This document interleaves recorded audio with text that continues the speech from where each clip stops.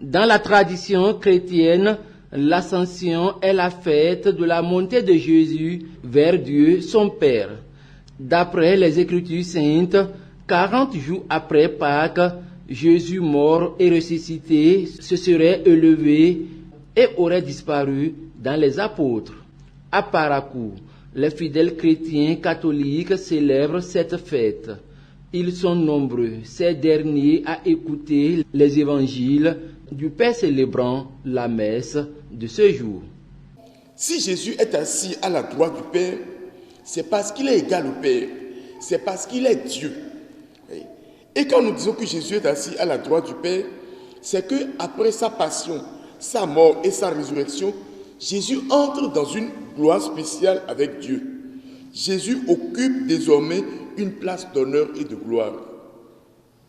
Dans la deuxième lecture, nous avons entendu Saint Paul parler de l'humilité. On peut se demander, mais qu'est-ce que l'humilité vient chercher par rapport au texte que nous avons écouté ou par rapport à l'ascension? Ce que l'humilité vient chercher ici se retrouve dans un proverbe que nous avons l'habitude d'entendre ou même d'employer. L'humilité précède la gloire. L'humilité précède la gloire. C'est-à-dire qu'on ne peut pas être élevé si on ne se rend pas compte qu'on est petit. Après la messe, quelques fidèles nous livrent leurs impressions.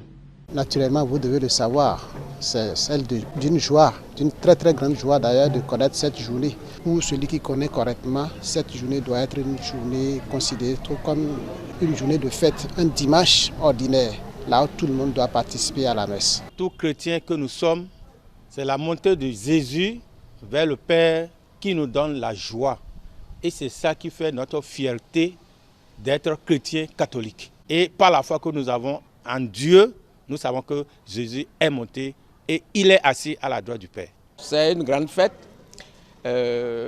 Il faut toujours remercier, rendre grâce à Dieu pour tout ce qu'il fait pour nous. Le fait de pouvoir aujourd'hui venir l'adorer, le remercier pour tout ce qu'il a fait pour nous, c'est une grâce. Ces fidèles chrétiens disent également avoir prié pour leurs proches défunts et des personnes souffrantes. Aussi, faut-il le rappeler, le Père célébrant a prié pour la paix au Bénin et dans le monde entier.